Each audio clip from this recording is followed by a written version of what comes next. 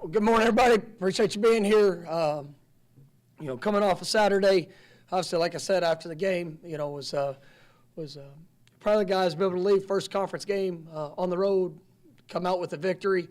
Obviously didn't play to the best of our ability. For 60 minutes of that game, there were some really positive moments, but ultimately, just too much inconsistency.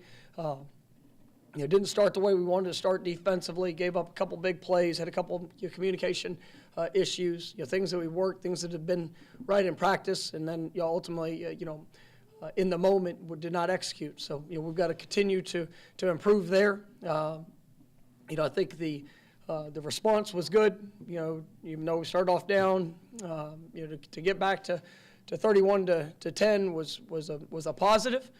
You look at what they did. I mean, Boston College did a good job controlling the clock. They had time of possession. We didn't have our second offensive possession until the second quarter. It was almost 50 minutes of real time, and one part of that is when we got to get off the field on third downs on defense.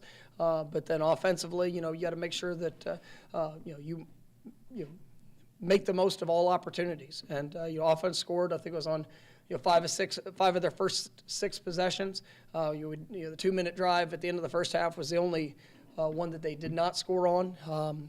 But we got there to the end of the third quarter, fourth quarter, and on each of those drives, we had a correctable mistake that showed up, but still a mistake, in its own right. And we had the turnover for a touchdown.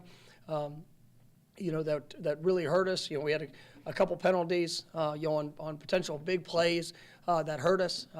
And ultimately we got to do a better job of finishing there offensively. There when we get to the get in the fourth quarter. Defensively, I think you look and you see. I mean, just disappointed in our third down performance. We had a very similar game to that, on third down, there a year ago, and one that we came up short in. And so it's, we've been outstanding in those situations throughout the year up to this point, but did not execute very well. There's a variety of different issues. Some things, technique, a couple communication issues, and then ultimately just a few times just got to finish the play. We're in a position to be able to make it, but they had a way too much offense, there in the third down. I think it was close to 240 yards on third down situations, and that's in it. It's unacceptable for how we want to play and what we want to do. But coaches, players, everybody involved, we get an opportunity to go get better. Special teams wise, obviously we had the turnover on the onside squib kick. That's that's something that I've got to do a better job of making sure I put our guys in those situations. Things we talk about, but they're in the moment. We weren't didn't all execute exactly the things that we wanted to do in that moment, and so I got to do a better job of coaching that. Really proud of Ryan for how he's operated, how he's kicked. He's done a great job to start off this season. Our coverage units, I think we've done some good things. I think Alex has punted the ball well, been able to flip the field. Our kickoff coverage unit doing a good job putting speed down the field. I like what I'm seeing there. And then, I think we're really close on our return units. Obviously, we had a critical mistake there late. Did not do didn't have the best judgment. There on the last punt. Fortunately, it didn't hurt us, but those are things that you got to be on point with, and obviously we have to learn from it. And but a lot of things to be able to learn from that game. Definitely, our players were upset. We're all glad we won, but players upset for some of the things that we put on film that we've stayed away from early in the season, and a great opportunity to go correct it. I thought they came back with a great edge in practice last night. I thought there was a great effort, and it's never been about the work. These guys they embrace the work, but there in the course of that game, I don't know if we always played with the edge that we are accustomed to. And you look at the game, I thought we played very disciplined for the majority part of it. We had 5 penalties, and ironically, the first penalty was when the score hit 31-10. And 4 of the 5 penalties were focus penalties. And as you get to that point of the game and you're doing a lot of really good things and you have a lapse in focus, a lapse in that edge which I talk about, and that showed up there late. And we pointed that out, we addressed it, and ultimately, like I said, I was proud of our guys. Defensively there, that last drive was big to be able to get the stops, to get a couple of sacks. I thought Coach Fuller put them in a good position, and guys went out there and executed in the moment. But ultimately, that game didn't need to be what it was, but maybe it was just the thing that we needed to show the importance of every snap and every rep and every opportunity. And so I think our guys, they got the message, and now we have to go do something about it. First question will be Ira on your right. One of the things this defense was really good about last year was not giving up the explosive plays. It seems like this year there have been some, especially in the passing game. I know there was a big emphasis in the offseason on trying to create more plays defensively. Is there any correlation there, or is it something else? No, I mean, I think we're a talented defense. I think it's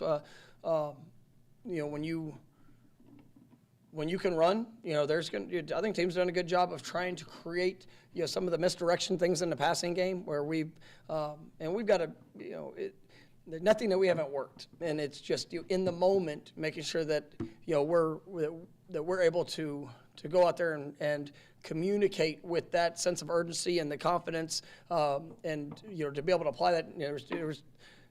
That's shown up too much in the first 3 games, and it's something that is definitely being addressed. It's something that we've got to understand what people are going to try to do against us for how we play and what we do. But they've done a good job with some of the misdirection, and our eyes have not been right a few times, and allowed guys to get space. And then there's times that with all the right intention, we had a 3rd and 17 the other day that I think was one of the plays of the game, up 31-10, and you sit there and.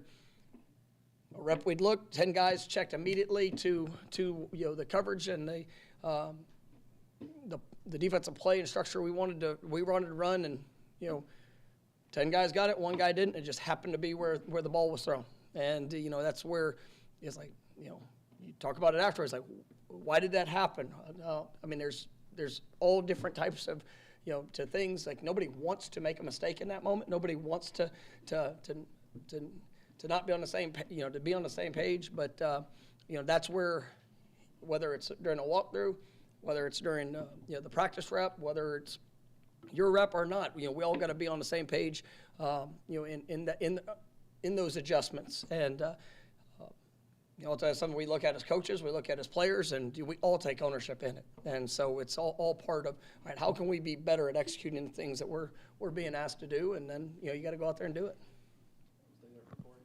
With the play to Morlock, it would have maybe almost iced the game at that point. It was a really big play. Did Keon engage too early, or was that a mistake by him? It's one of those things. It's a slip screen back to the tight end, and you go back and watch it, and it's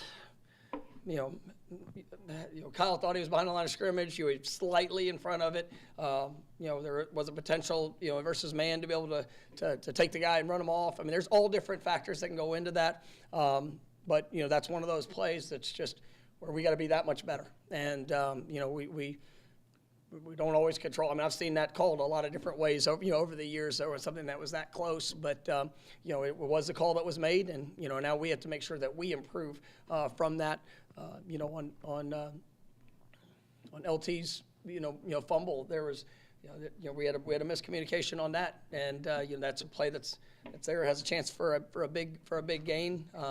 But unfortunately, it's just like those are the things that showed up there in the 4th quarter. That, I mean, you're a couple inches away from just really blowing that game out of the water for how we should finish, but we didn't. And so that's where we all get to look back and say, all right, why did this happen? How can we make it better? And then you go to work and work to fix it. And then I wanted to ask about Keon. I don't know how many games he's had in his life where he had 0 catches. Have you talked to him after the game? Because he's such a special guy and is such a big part of this offense.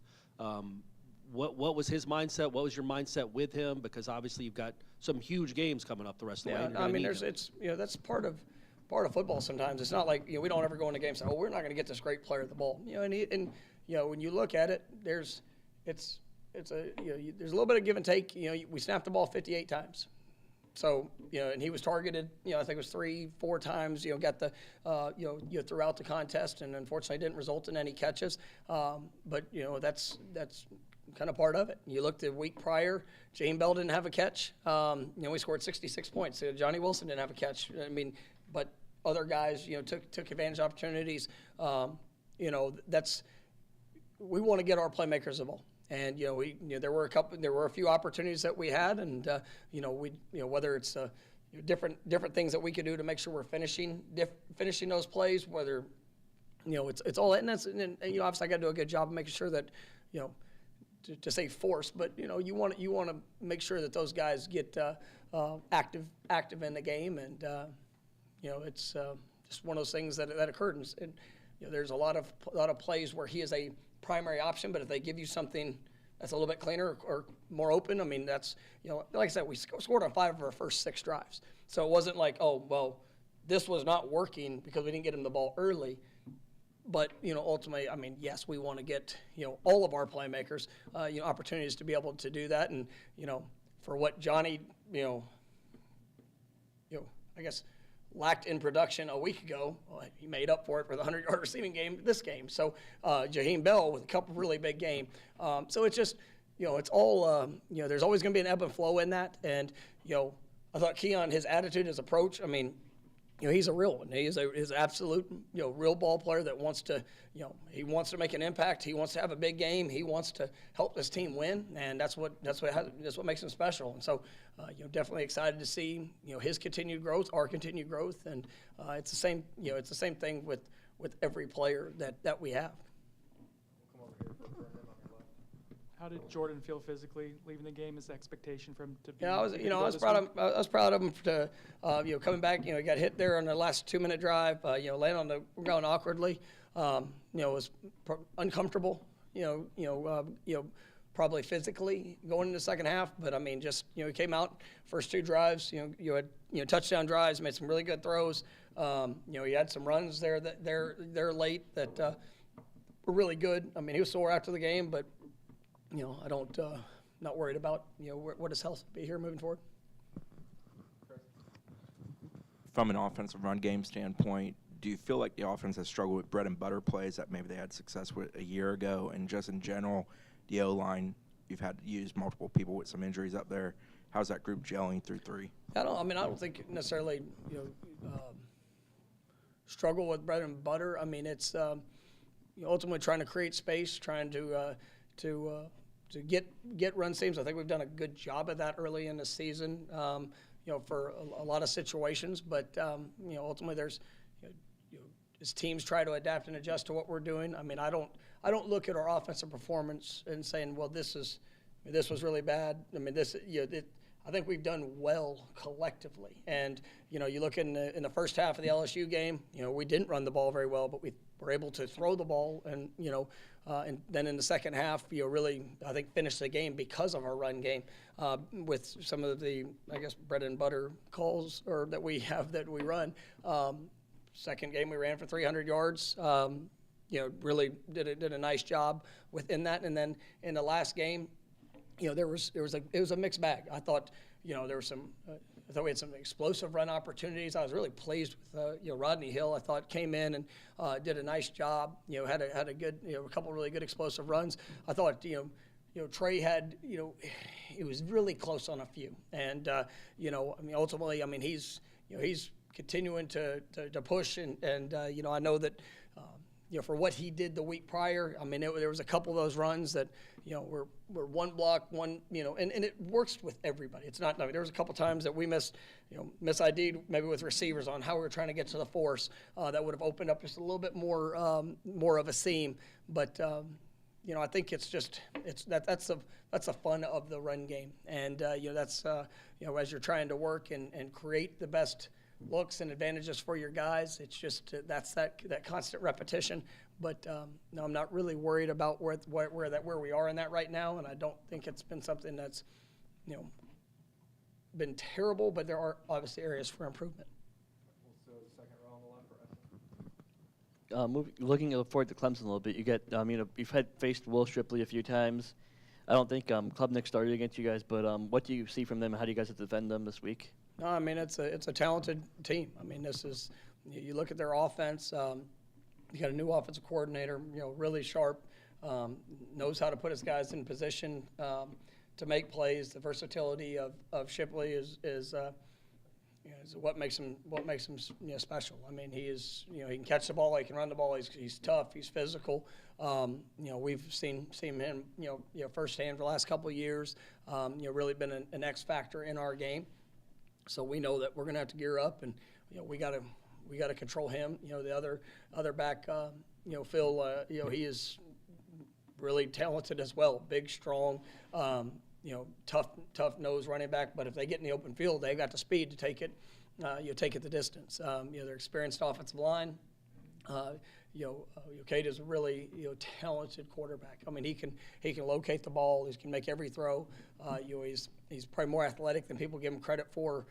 Just what he can do, just extending plays, being able to move, and then you can see the growth in their receiving corps. So it's gonna be a great challenge for us. Obviously, you look at some of the early, probably the first 6 quarters of the season. They had some uncharacteristic turnovers. I think they turned the ball over 3 times within the 10-yard line, or coming out with no points in those situations. Had early turnover in the first quarter. I think it threw a pick 6. And then since that the last 6 quarters of football, I mean, they played at a very high level, and so you could see that all that kind of coming into play for them. So, it's going to be a great challenge, but I know our guys are excited about it, and, looking forward to a wonderful week of work and get a chance to go play it there on Saturday. We'll go to Sydney in the very back on the right.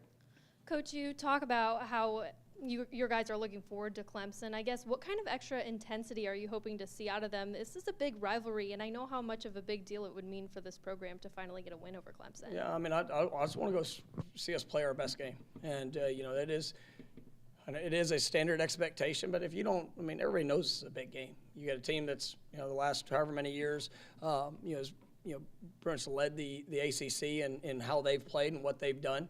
But, I'm not sitting here just talking about Clemson. I mean, it's about us. It's about how we play, what we're able to do, and how we're able to execute. We know they're talented football team, and this is it's going to be a great atmosphere. It's going to be a great, an exciting, game to be able to play in, and you got to prepare like that. But it was the same expectations of how we needed to prepare last week, and how you have to play for 60 minutes. But you learn from each experience, and you build towards what's ahead. But I don't think there's going to be a whole lot of motivational talks needed. But I'm sure going to give them, and because I just want our guys better than they've ever been. And that's the opportunity that we'll be able to sit here 3:30, 3:45 on Saturday, and know that whether we accomplish that or we didn't. And if that's the case, I've got a lot of confidence in what we'll be able to do. And I'll be able to live with whatever the result is. But we're going to play our best game. That's what I want to see. And I believe in this team. I believe in who I coach. I believe in the coaches that we have. And so I'm excited about this week of preparation, and really looking forward to them capitalizing on the moment. Go back to Ira, second row on the right. You guys have really defended traditional running games very well so far this year in terms of just running backs, not running quarterbacks. But I guess, I don't know, that might be traditional now.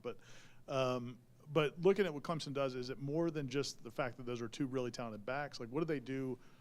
What challenges do they present as a running game? I think it's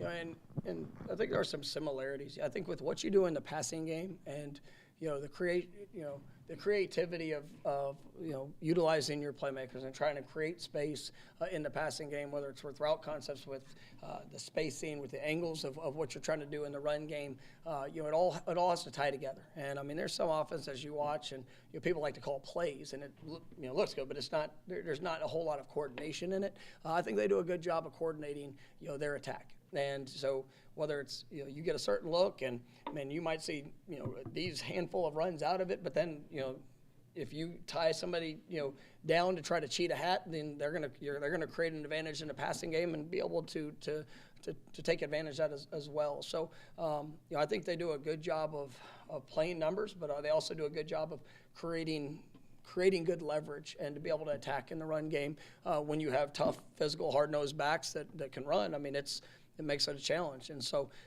when you have a gap, you got to win your gap, and you got to make the tackle if that's where the ball comes. And obviously there's going to be some space plays. That's something that shows up in this offense. And so I mean, we got to do a good job, and I don't think we did a very good job of making those space plays a week ago. That's something that we got to improve on. And ultimately, I know we're going to put a lot of emphasis and continue to emphasize that, because I mean that's the game of college football now, and we got to do a good job of being able to get people down when we get those situations. Do you feel a game you played at Boston College where it was a little bit more challenging and you faced a little bit more adversity going into the Clemson game, it's going to put you in a better place, maybe even more than you expected in the preseason? Yeah, I mean, I'm grateful for all experiences, especially ones we win. I mean, that's you get to look back and nobody wanted it to be a 2-point game, but it was, and we had to respond in that situation. We had to feel that. We had to it's especially being on the road. That was good for us. We knew it was going to be an emotional atmosphere last week, and you got to give credit to Boston College. They played really hard. Their quarterback made some big plays in moments, and so for us it was something you look at, and now it's, why did this happen? How do you get it corrected? And you better take the steps necessary so it doesn't show up again. And playing a perennial championship caliber team and is what Clemson has been these last however many years. It's gonna be a challenge, but I'm excited about all that we've had, and we played in big games. I mean, it's not like we're coming into this game unknown of what we've faced. I mean, I think LSU is a pretty good football team, and I think I don't know, I didn't watch the game, but I saw the score. I mean, they responded pretty well since ours, and so we know we played quality opponents. We've seen a variety of different looks, and now it's time to go play our best game. Here this week on the road, against a really good opponent. So it's about our work. Last one will be Corey. Kind of following up on that, as a coach, how do you find the balance of, you talk about lessons.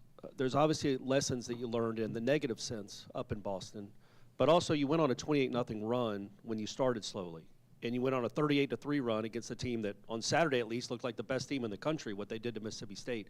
How do you have to remind the team, like, guys, when you play poorly, clearly you can lose to anyone, but when you play well, you might just be the best team in the country. How do you get that message to them? You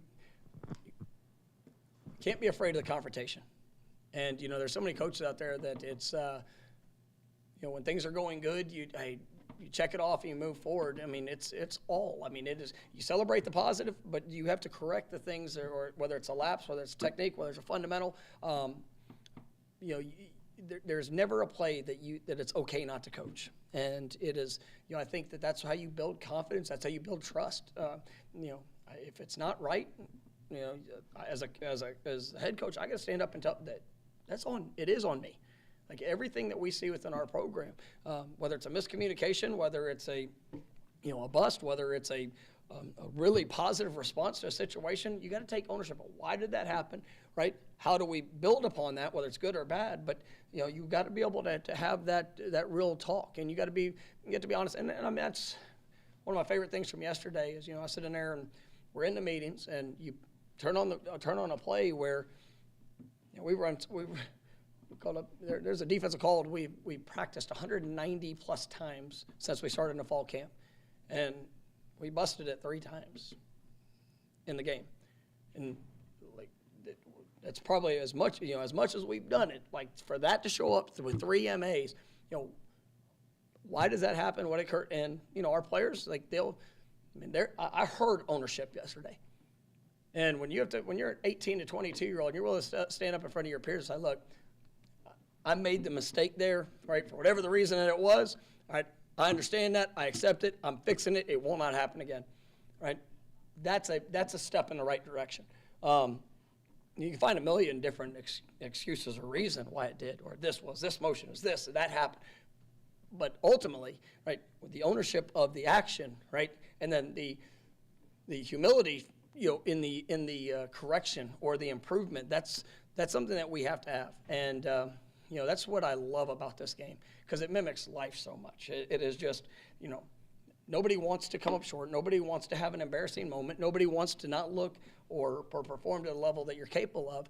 But when it happens, what steps are you willing to take to get better of it, from it? And, that's where, I was proud, because you make the run to go from whatever it was, 10-3 or 10-3 to 31-10. Like that was grit and response. But when it got 31-10, right? Where did we go from there? Why did we have 4 focused penalties that showed up from that point to the end of the game? Why did we turn the ball over 2 times from that point to the end of the game? Why did we have a couple certain things that happened in critical situations? There were a couple mistakes where we miss a single or we miss it. Why did that happen at that point?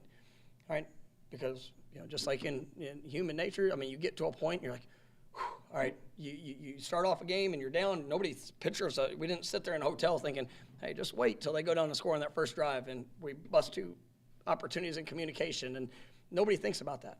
But when it shows up, there is an uncomfortable feeling.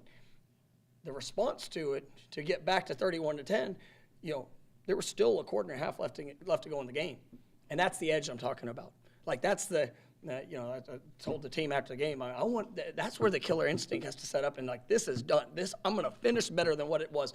Pissed off that the fact that we started off not as good as we needed to, and we didn't have that, and so now you address it, you point it out, and now what do we need to do from Sunday night at practice to throughout the course of the week and how we prepare, to Friday night meetings, to Saturday morning when you wake up, all of it.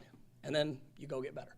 And when you have a team and you have coaches and you have a group that's in it together, that's willing to pour into each other, that's willing to hold each other to that standard and embrace that standard, well, then you got a chance. And I believe that's what we have in this team. But, just saying it, that's one thing.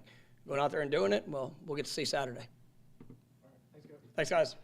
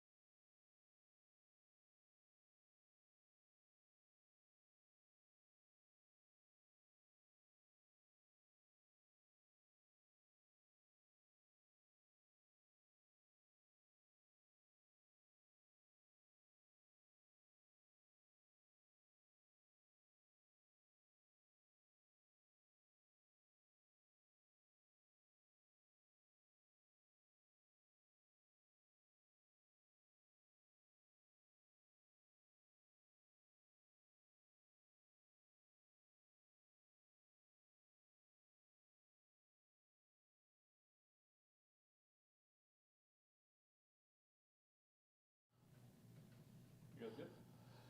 All right. Ira, you're closest to the mic. Man, you guys, obviously the offense scored, I think, 5 or 6 straight possessions into the third quarter. And the fourth quarter, kind of what do you think went wrong? I know there were some penalties, some little things, but why do you think you guys weren't able to kind of keep the foot on the gas? And that's what we addressed. Our first penalty came when we were up 31. I mean, we had 31 points, and that's when our first penalty came on offense, whether it be lack of focus on the lineup, whether it be retaliating on a personal foul with Keandre, things like that. They showed up after that moment. So whether it be, and all of this is always learning. I mean, I think that was like Keandre, Winston Wright, still their first season here. So you're still learning some guys that are going through it for the first time, of understanding when those moments come to make them correctable. But I think that's what it, when you get behind. And now some of them we tried to make a one-on-one throw, just kind of missed it outside a little bit, or little things like that kind of stall drives. But overall, just got to be able to focus. You can't have a lapse in focus once you get a little bit comfortable.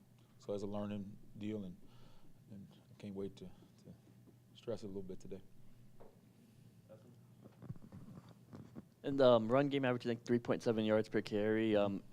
never got that going, it seemed like, in that game. Is that part of the reason you think they were able to get back in the game? You could not get the run game going and kind of run that clock out in the fourth?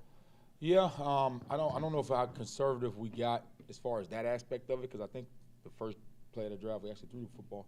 I don't know if we were calling conservative plays in the run, leveraging things right, but I don't really contribute to saying we. Defensive front. I mean, it seems like for quite a while now, it's been one of the best defensive fronts in football.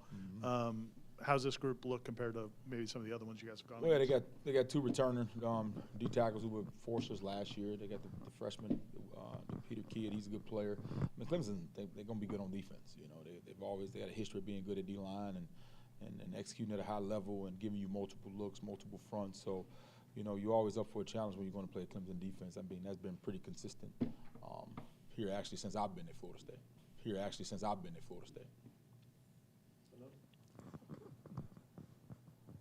I guess, how important is it to get Trey Benson going consistently, especially with the stretch you guys have coming up on team? Trey had some good, I told him we watched his carries individually, and he had some good finishes on runs where he was falling forward and things like that, which I was proud to see him kind of get that part of it. He caught a little screen right there, got going, and on one of the deals, on a one-on-one, I always tell him I want you to fall forward on the deal, but, I mean, I have no concern about what Trey is going to be as we continue to progress through the season. I mean, I know what he can do. I know what he's capable of. So he'll have that explosive game. And I don't think we would treat it as some epiphany, but I think he'll be fine as we're moving forward. Staying with the run game theme, Rodney Hill had a couple of good runs, a couple of good series. Is he someone that you want to get more involved in run game as well?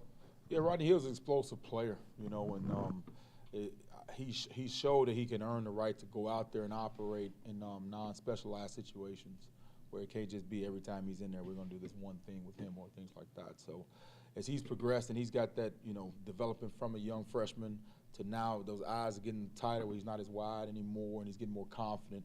He's earning more carries and things like that. So I'm loving to see him continue to progress, but we can trust him a lot more out there. But right now he's earning himself some more carries for sure.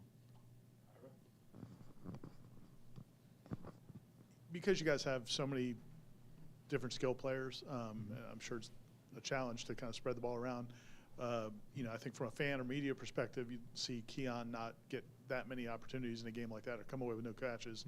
Wonder, like, how can you guys get them the ball? Do you guys even think that way, or do you guys think this is the offense and wherever it goes, it goes? No, it's a blessing, you know, because, like, for example, you know, Johnny had a really good game and as far as statistically goes, and Jaheim had a really good game as far as statistics goes, and Keon was the first person on the sideline a couple of times congratulating him and talking to him and things like that. So I think it's just I want all the skilled players to want the ball and want to be the guy and want to make the plays, and I have no issue with that as long as they're supportive of the other guys when they get to shine, as in when they're supportive when you get to shine. And I think we haven't had any issues with that. But I want them all to be hungry and want it and want to be like that. That's what makes it work. You know, like I don't want a guy that's like, no, coach, I'm good. I don't want it anymore. Like, no, man, I want them all chomping at it to want to get it, to make it known that they want to get it. But as long as they're supporting their teammates and things like that, I'm good with all that. What does it do for the team? And this isn't the first time Jordan's played through something, but when you have a quarterback obviously dealing with something physically and then he guts it out and finishes the game and plays the way he did in the third quarter, like what does that do for the offense? Yeah, Jordan's tough, man. You know, we have to protect Jordan from Jordan sometimes because, I mean, I think on one play he lowered his shoulder on the sideline and things like that. But Jordan's tough, man. I mean, he's the leader, and those guys know it, and there's no concern. I mean, like our guys understand what Jordan has been through and how much he's had to fight through in order to get to this position, and his toughness has been displayed multiple times. So, you know, I know people, you know, on the outside say, "Oh my God," you know, but it's almost like we have a deal with he'll be all right, you know, and because we've seen him fight through so much. With Jordan, what has he done well through 3 games, and what are some things that you guys are talking to him, saying, okay, clean this up a little bit? Like, what are some things he can improve on?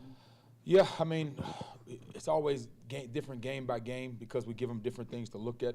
But there's always going to be something coming out of the game we can say we can work on, whether it be carrying the football, whether it be scramble rules once we leave the pocket, once it be decisions making and understanding if we're sequencing a third down. Hey, this is third and this. We're not necessarily trying to convert. We're just trying to get it into a goal situation. And he was advocate on the sideline of wanting, like, I need to know if we're going to go on this deal before I do the play, so I know if I'm going to try to stretch. Like, different situations. He's trying to be a master class at the quarterback position beyond just the play but the situation. So his situational awareness is already high. He wants it to be at an elite level. And he was talking about during the game of, I want to know if we're going to do this or we're setting up this for this, and taking his game to the next level. So not really critiquing, just more going to, like, beyond elite status of his understanding of what we're trying to do in the game plan. Clemson gave up 28 points to Duke in that first week, and I think it's 31 points since. What do they do well? And guys have gone up against them a few times. So what do you expect from them? Yeah, Clemson, they've always been a dictate defense where they're going to be multiple, and they want to kind of defend you, how they want to make you do things like, hey, we're going to make this guy be the guy. We're going to force the ball here. So they're good at forcing and leveraging the ball where they want it to go so they can have the advantage. So we have to do a good job of understanding where they're trying to, and how they're trying to manipulate it, and make sure we have answers, but also dictate ourselves. Make them have to, make decisions quickly and not give them the full look at it. But they're going to they're sound. They got guys that can run fast, from the linebacker position to the D-line position. I mean, they're always gonna have guys that you're gonna have to, stare at that film a little bit longer than just the 24 hours. You got to make sure you're on point and understand how they're gonna attack you. Following up on the question I asked on Jordan, when he's giving you that sort of feedback of, like, I want to know the big picture, Oh, yeah. Assuming that's what you want to hear as a coach? Oh, absolutely, because we want to give them all the information that's needed so they can still operate freely. And he wants it all. He's like, I don't even want to, I want to know it all. So to see that you have to, as a coach, manage it where he's not overthinking and overseeing and making sure he's seeing the specifics, but you also have to give him the information that's going to help him in the compromising moments when things break down, when there's something different the defense presents, when we're trying to sequence or do something different. He's yearning for that information, which lets us know he's not satisfied. He wants to get better in all of it. So it's just balancing how much information we want to give him to focus on versus execution, and how much he can handle by game. But he is addicted or obsessed is almost an understatement to how much information he wants to carry into a football game. You mentioned some of the guys that are veterans, but they're new here.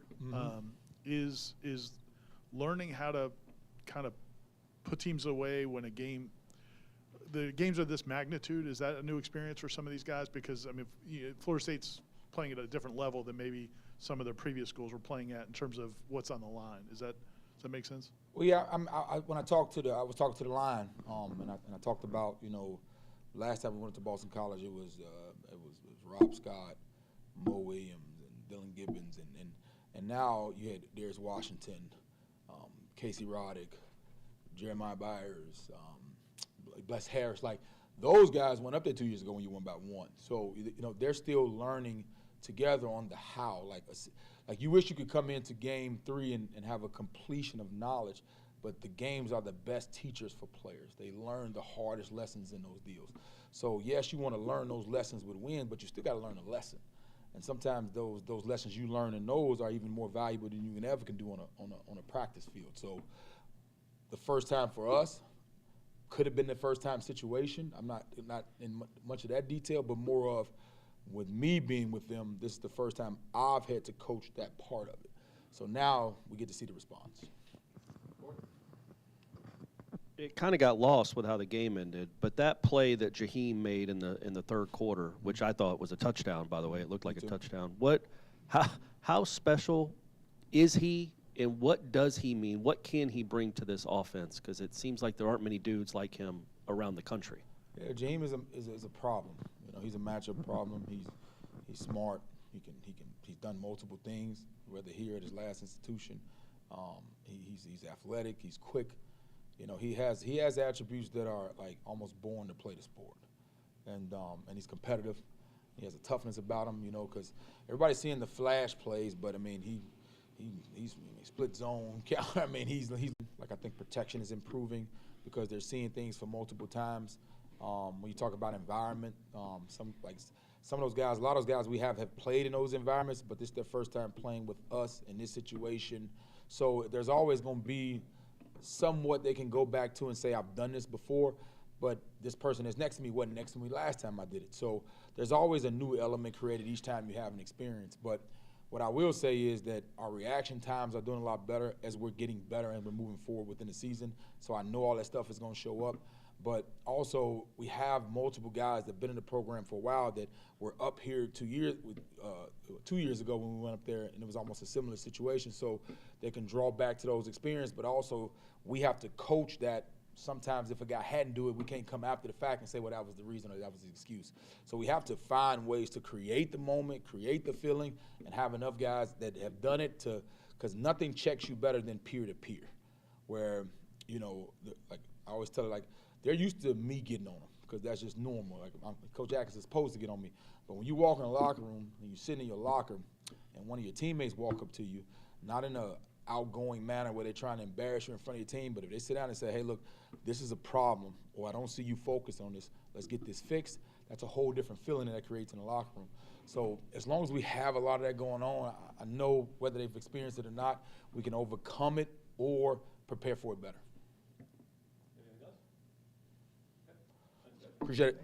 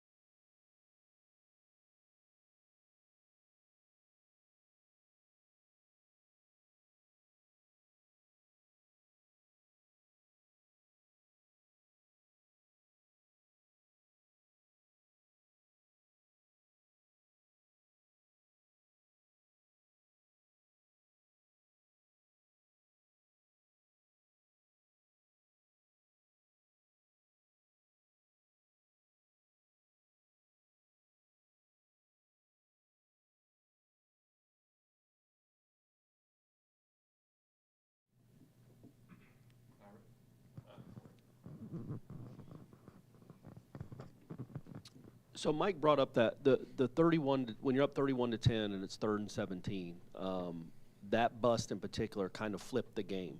And he said, I think he said all 10 did it right. One guy got the wrong read. Were you? I guess how concerned are you about the communication breakdowns that Coach Norvell was talking about? And I guess how do you go about fixing them with a big game coming up this week? Yeah, I was concerned on that play for sure. You know. And, you know, you saw it, you know, in the moment. We finally gained control of the game. And, you know, you get them and, you know, it was 3rd and forever, you know. And, you know, when you have game plans, you have situations, sometimes it doesn't come up till those moments, right? And that's just, you know, unfortunately the lesson learned of being dialed in throughout the game when it comes up. And, you know, the minute that ball was snapped and I saw it starting to unfold. And, you know, defense is like that sometimes. If 10 guys execute and one guy does the wrong thing and the ball finds that place, it becomes a big issue, you know. And so it's another lesson learned that, you know, it takes 11 to operate as one, you know, especially on defense. If the ball doesn't find the mistake, then, you know, people don't see it. But when it finds it, it becomes very glaring and obvious. And that's a harder way to learn the lesson, but it's a lesson that needed to be learned. Just following up on that, you know, this defense really didn't give up a lot of big passing plays last year. There have been some so far this year. Any common themes to it or things that the teams are doing? I don't think. You know, some of it has been, you know, when we played some mobile quarterbacks and just, you know, probably having eyes and trying to help out in places that you shouldn't help out, and then you lose leverage and now you're in a chase race. And so I think, you know, there hasn't been one individual per se or one. You know, it's just you're constantly trying to build it where you have options to play multiple things and take away things that people are doing. And I think, you know, our guys, they want to play really well. And so I think we've had some really poor eyes, especially on some of these scramble situations that we gotta tie up and fix. ultimately be a similar answer, but with some of the third down lapses this past week, I guess common denominators there, or things that you think you guys need to clean up on moving forward? Yeah, I mean, there wasn't really a common, there was a unbalanced scramble. There was a counter run on a third and extra long. There was a couple quarterback draws in there that we just, so it's just tying it all together. And the ball found the mistakes, and that's something that you continue to harp to your group, and you continue to harp to the individuals of, mistakes need to be addressed and cleaned up, and we did it. And so now we got to go play better. On the rewatch, Omar Graham is someone that kind of stood out in that game. What were your assessment of him and just the linebacker group overall in that game? We got to keep getting Omar in there a little bit more. He's now fully healthy and he's moving better, and I've got good confidence in Omar. And so, when we have called his number, for the most part, he's gone in there and executed well. We got to help him and put him in probably more positions and get him involved even a little bit more. But I feel really good about Omar. I think he fits in with those other three, and we got to continue to give him those opportunities. The first-team defense didn't play many snaps against Southern Miss. I think Boston College ran 73 plays on Saturday. How did you feel the defense held up physically, fatigue-wise, just in a much longer game?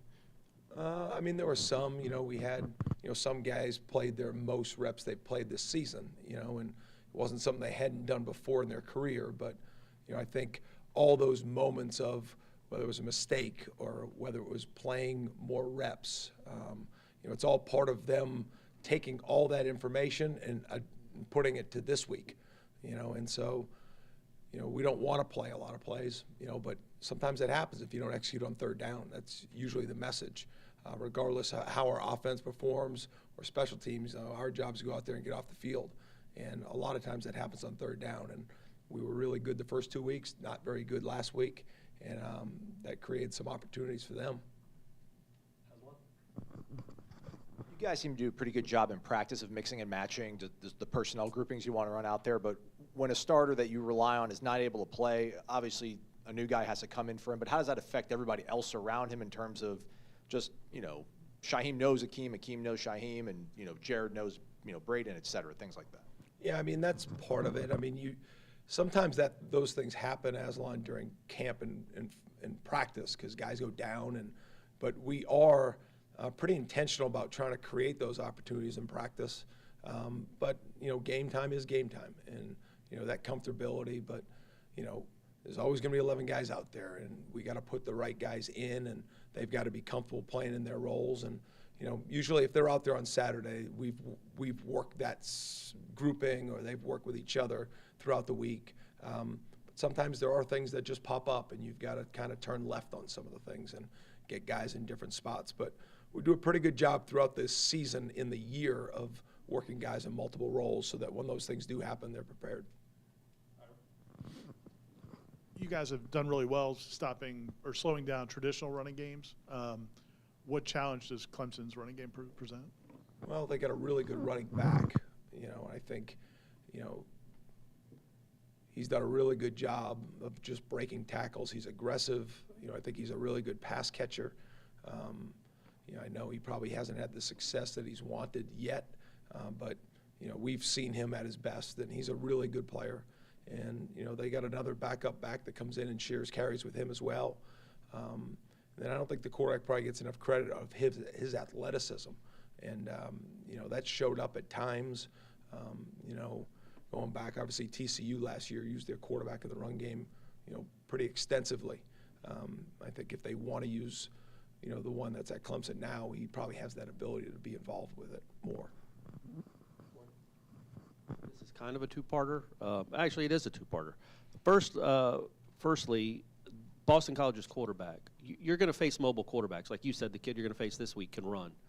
He seemed a little different, though. You don't see many guys that can kind of move and shake and have that, I don't know. I think he kind of moved like a slot receiver that could throw it. I guess, how do you project moving forward knowing you're probably not going to see a guy that runs like him? was he a whole different ball game than what you've seen? Just the way he runs, maybe even and as shifty as he was, even more than Jaden? I mean, he's a shifty runner. But we've seen quarterbacks like that in the past. You know, I think just when you're playing and as the game gets going and you start giving the information, hey, in these sets, this is what's going to play. And then, you know, guys hear it, and then some guys say, well, I'm going to help out on these things too. I'm going to make sure this doesn't hurt us. Then it creates another issue. You know, I think give credit. You know, the way college football has gone now, you know, you're getting a lot of good players behind the center, and you know they have options, whether it's to keep it, to throw it, to run quarterback draws, and so just when you're playing, you just got to make sure that, you know, whatever the weakness of each call, guys understand it and still get their job done, you know, and then be able to tilt it in the other way when you need to. Did he change the way you guys rushed the I think quarterback? at times, you know, but that happens in a lot of games. And actually, that wasn't my second question. This was my second question. I just stole one. The last call, the Azaria blitz coming off the edge, is that something you would call in other third and long situations in the game? And then obviously that won the game. That essentially won the game. What was the thinking going into that? Because obviously they had converted a ton of third and longs so far in the game. Well, it's a good question. You know, we try to have a plan going into the game, and then you just adapt as you go throughout the game, you know. And so, you know, to answer your question, that was the first time we brought that pressure that game. And obviously it worked well.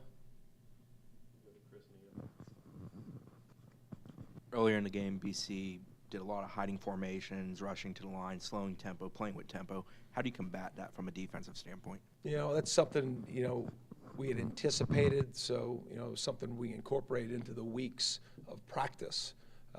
You know, just you don't see teams huddle very much anymore, you know, and, you know, it's just, you know, it's something, if you get used to it, it's pretty simple. But, you know, just making sure that our guys were prepared when they broke the huddle to match up on whether it was where the wideouts lined up or the extra offensive linemen at times and whatever that had to be. So, you know, it's definitely something that was a little bit of a change of tempo, but, you know, you think of tempo and there's various ways. Most people think of it as get on the ball, go as fast as you can. That's what we're traditionally seeing in college football. But there are various, I mean, I've seen teams huddle with the offensive lineman and the quarterback and break. I've seen teams that just line up just the skill guys. You know, whatever it is, that team ended up putting 11 guys in and bursting out, and it's something we had practiced, and we just got to be better with it. Coach, you mentioned earlier, I think, poor eyes and maybe some misassignments there, but how much of that is a result of guys just need more experience on the field in those situations? How much of that is correctable through, say, film study, practice time, game experience, et cetera? You know, when you talk about eyes, it's all correctable, you know, because if you have poor eyes, it means they weren't in the right place. And so you give them the right, you know, sometimes it's just the execution, the moment of making sure that you're detailed with doing your job and put them in the right place, and then usually that key work will bring you to whatever your assignment is. There have been stretches this season, you know, the second half against LSU, first half against Southern Miss, and I think the middle two quarters this past weekend where this defense has been like lights out. As you coach these guys, do you focus more on those? Like, this is how good you guys can be, or is it more still attacking those other issues that pop up? Both. I mean, you always want to correct your mistakes, and you want to make sure that you build on the positives. You know, so I don't think we lean one way or the other. You try to be as honest as you can when you coach your players. You know, this is what we're really good at. This is what we need to address. You know, some mistakes are mistakes, and you know there could be one-offs. If there's a problem that continues, obviously that's got to be addressed either personnel or schematically, whatever that comes to. But you know, I think to answer your question, I read both. You know, we work at it both ways. Thanks, guys. See y'all.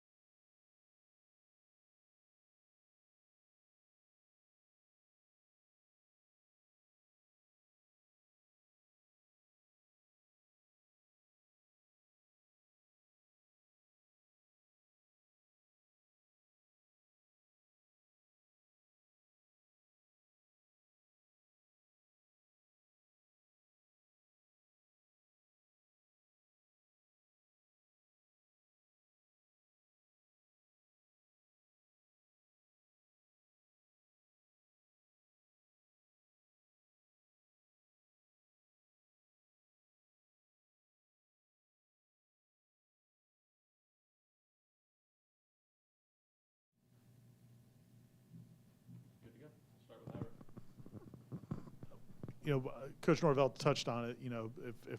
If they make all their extra points, then they're not in that situation where they have to go for 2. Whereas, Ryan was very steady and has been all season so far. How pleased have you guys been with Ryan so far?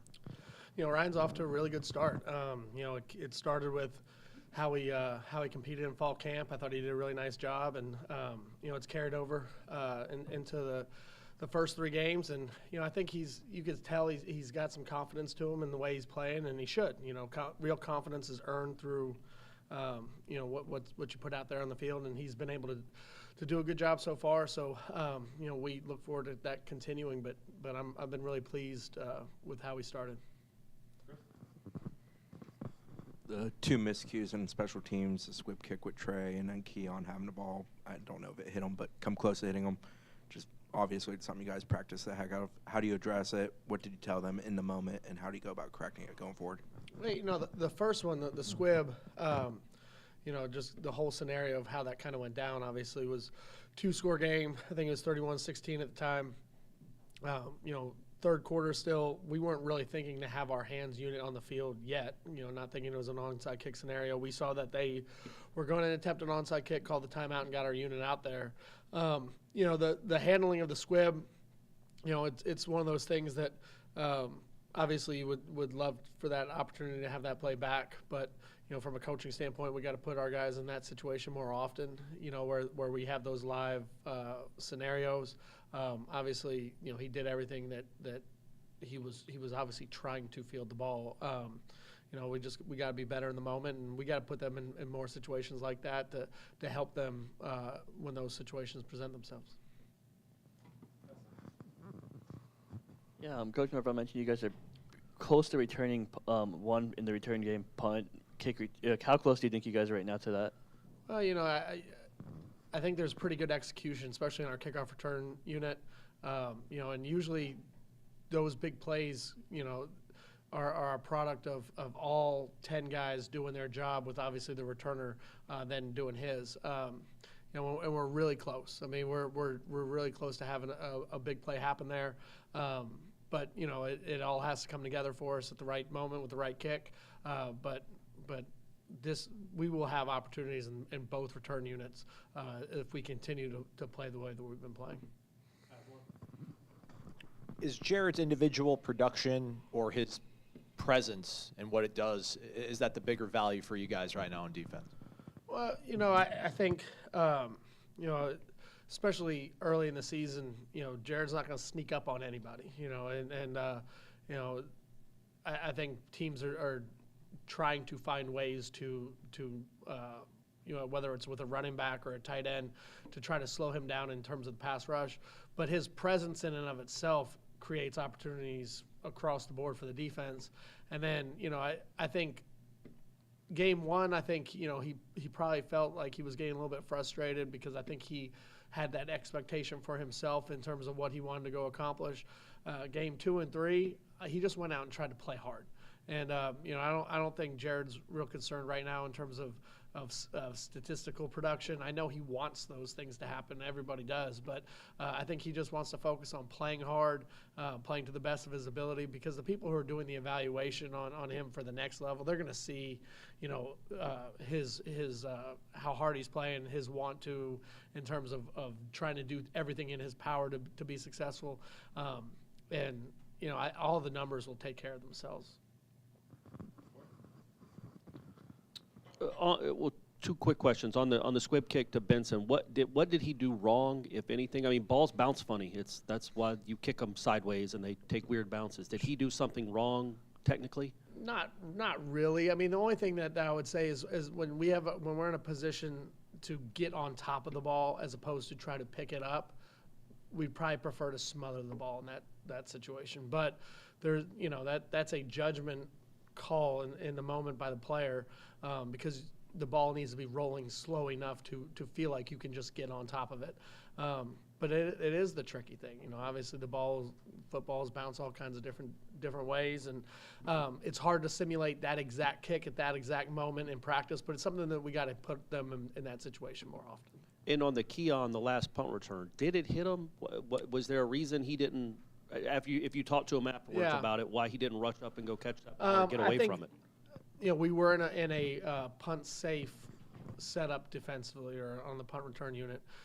So we really didn't have anyone protecting. And I feel like he knew that was the case. There wasn't a return set up with it. And I think he was in between thinking he could go get it, and he couldn't. And he got caught kind of in that in-between mode, which is one of those valuable lessons for him as a punt returner, especially in this situation. Just get away. Like, if you're not 100% sure you can go get it, get away. And if you are convicted that you can, then just go get it. But you can't live half in and half out. And he totally understood it, and it's going to be something that he's going to be better at moving forward. The way that game was going, what a break that it kicked. It just felt like the way that game was going, it would kick right to one of their guys. Yes, I was very happy that it kicked out. You said last week that Castellanos was in your recruiting territory, so you were very familiar with him. How different is it, or I guess Klubnik is athletic for a quarterback, but that guy was athletic for anybody. What kind of challenge will it be to get after the quarterback this week compared to maybe what you saw last week? Well, each week is kind of its own challenges across the board. I think you got to, with Cade, you got to have good rush lane discipline. He can run with the ball. I don't think they're going to put them in as many quarterback design run situations as maybe that we saw in this past week. But, we got to be disciplined. We got to be structured in how we rush and what we do. And that's going to be true no matter who you play against. But I think Cade's going to present a little bit different issues this week, but we certainly have to be disciplined in what we do. You talk about guys not sneaking up on people. I mean, I guess maybe Patrick last year as a newcomer rookie, kind of put the conference on notice. What have you been seeing from him these first 3 weeks, and how do you plan to kind of manage him and his sort of expectations moving forward? Yeah, I think Pat does a lot of things really well that probably go unseen. His ability to execute within the defense, his ability to play his run structure, his responsibility in the run. Those are things that always don't show up on stat lines. But Pat does a lot of things out there that have showed progress and growth for him as a player. Are the flash plays, are there quite as many as it felt like? Maybe it felt like his first year that every game he played in, he made some kind of flash play. But I would also go back and say in the LSU game, him batting down that pass on third down was a big play in the game. He had a TFL in this past game. So I think those flash plays are there. I just think we probably expect them more now.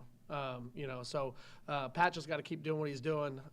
He's got a bright future ahead of him, and it's just got to be every week persistent growth and improvement as a player.